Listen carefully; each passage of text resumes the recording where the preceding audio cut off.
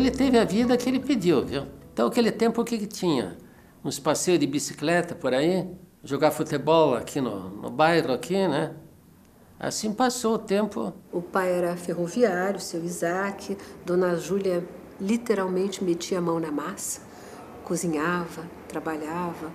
Tem vários cadernos que ele desenhava.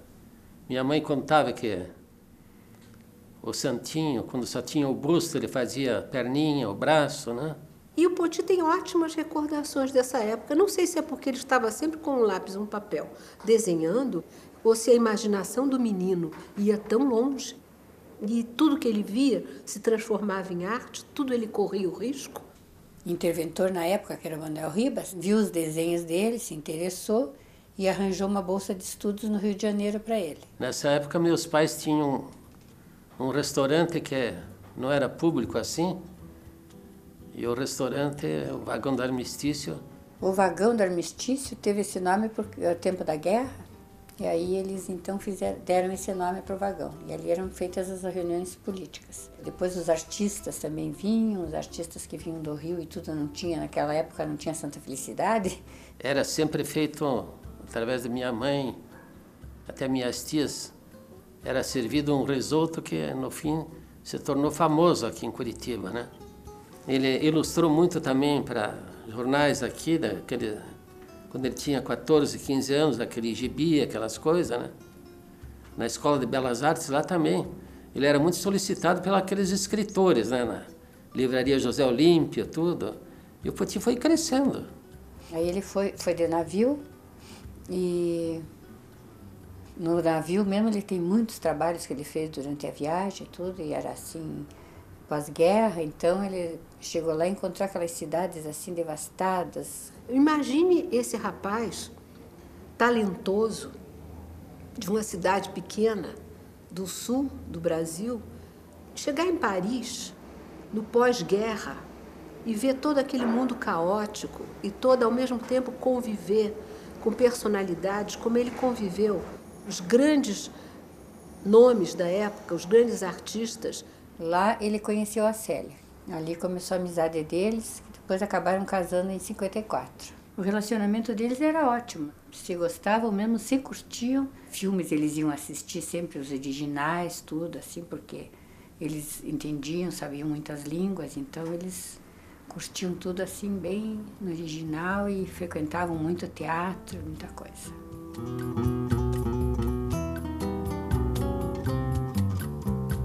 Poti deveria ter vivido várias vidas para fazer tanta coisa como ele fez.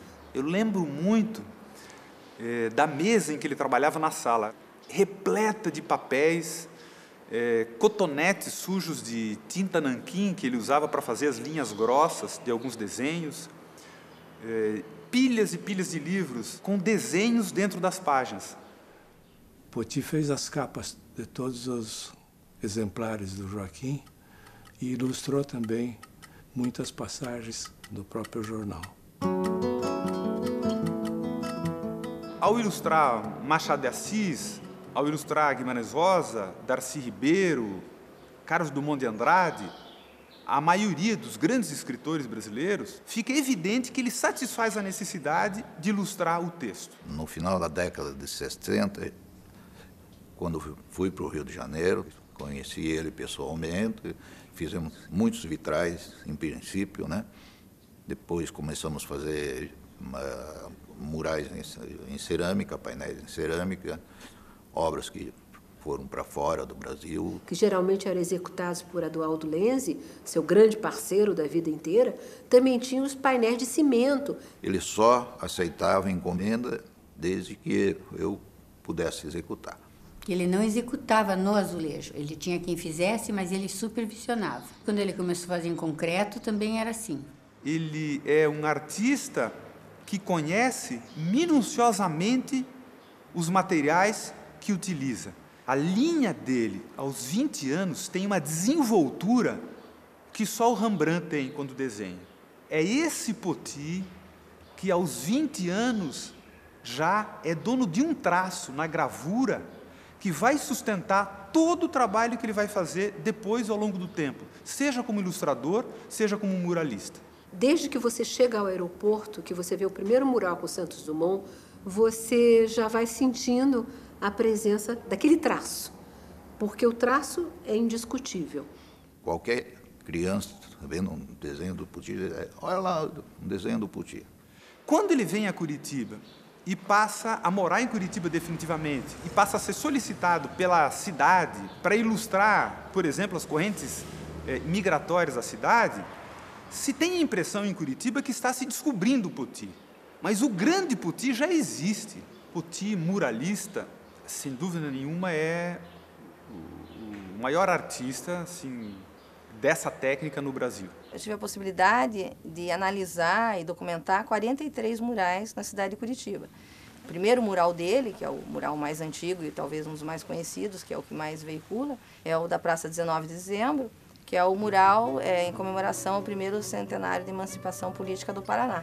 E ele é um monumento. Um dos lados é o Poti, do outro lado é o Herbert Stenzel. O Poti sempre foi um aficionado pelas histórias em quadrinhos e ele utiliza, então, alguns recursos para fazer a relação de uma cena a outra.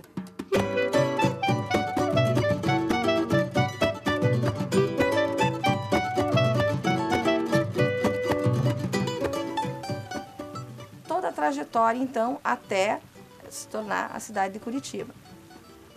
Então, se nós formos ver o mural que tem da água, né, da Sanepar no alto da 15, que também é um mural de azulejo, nós vamos perceber que a linguagem é outra. A figura não é tão bem trabalhada no sentido da anatomia, e ele faz uma série de inserções de personagens e de cenas sem uma narrativa linear, como é o caso do mural da 19 de dezembro. Ele coloca indicativos sobre a utilização da água, desde a mão de Deus abrindo a água até o uso dessa água. O concreto aparente, que a gente vê na fachada do Teatro Guaíra, ali é uma forma que você vê bastante dura. Ela não tem uma mobilidade, porque naquele momento ele utilizava determinados moldes que eram feitos com isopor e que ele ainda usava os quadrados do próprio isopor. E com o tempo ele vai cortando a mão livre mesmo e vai dando uma série de planos que, se nós formos ver o próprio do Palácio Iguaçu, que é o Paraná, você já vê uma incisão de planos muito grande, ele passa a ser quase uma escultura, porque ele tem alguns elementos que saem muito do plano. Então existe nesse processo do Poti não só a questão temática, como a questão técnica, que ele vai aprimorando e que ele vai se soltando. Naquele mural que tem no Palácio Avenida ou no Teatro Guaíra, você vê a figura de Shakespeare. Daí você vê outras personagens que você não sabe quem são, que você tem que se recorrer a uma pesquisa ou ao croquis dele para ver quem que ele estava referenciando naquele momento.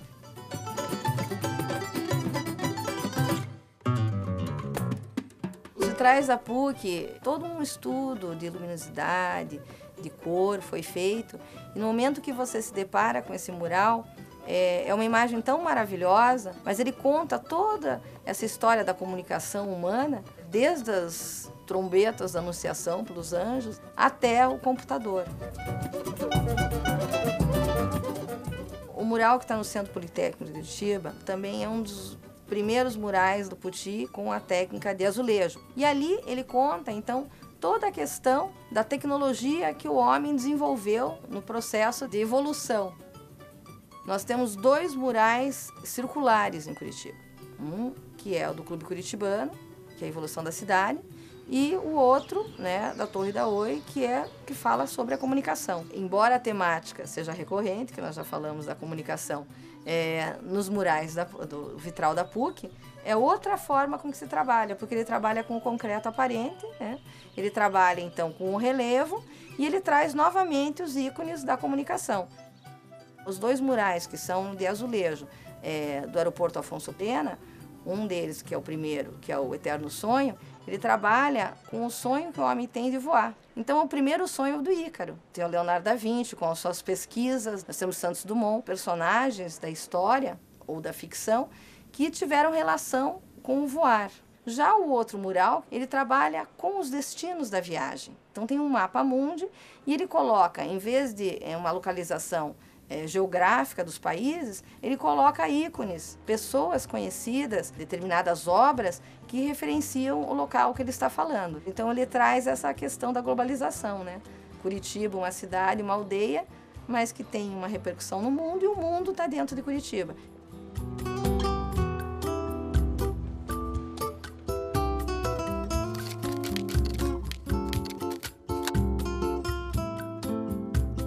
O Poti trabalha com desenho preto e branco. Ele só passa a trabalhar com cor no final da vida. Essa obra passou a explodir em cores quando Poti talvez tenha se libertado do grande amor que ele teve por Célia Neves Lazarotto e tenha passado a viver outros momentos felizes de vida.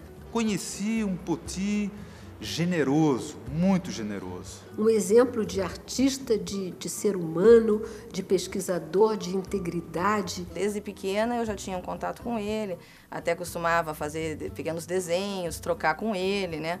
Eu dava uns desenhos, ele me dava alguns desenhos que fazia quando estava nos visitando. Então, assim, era um contato mesmo familiar. Aparentemente turrão, né? Ele falava por ímpetos, assim, muito pouco, baixo. Ele era muito atencioso. Ele também gostava de contar piadas. Então, como ele era uma pessoa assim mais taciturna, uma pessoa mais quieta, quando ele abria a boca para contar uma piada, sempre era aquele silêncio para você escutar, né? Aquele bigodão dele. Murmurava com aquele chapéuzinho, aquele jeitinho assim. Ele preferia andar de chinelo. As amizades dele por aí era esse meio artístico assim também, né? O Valêncio Xavier se referia ao Poti sempre como o Gustave Doré brasileiro. Tanto o Poti desenhou. Não via televisão, mas ele acordava cedo desenhando, né? Ele tinha que trabalhar, ele tinha uma compulsão pelo trabalho. E fazia isso com muito prazer. Que o Poti nunca se entregou. Ele trabalhou até o momento de entrar em estado de coma.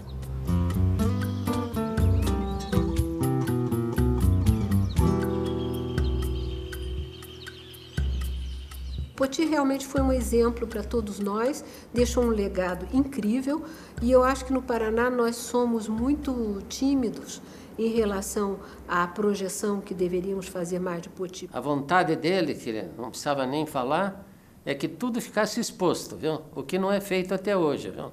É preciso cada vez mais incluir o Poti como alguém que contribui com o seu traço gráfico para a constituição do traço da fisionomia do que é o Brasil. Do que é o Brasil para o brasileiro e do que é o Brasil para o exterior. Essa pessoa notável, essa pessoa sensível, essa pessoa humana que foi Napoleão Potiguara Lazarotto. Ele teve a vida que ele pediu, viu? Tenho certeza que ele partiu satisfeito, viu?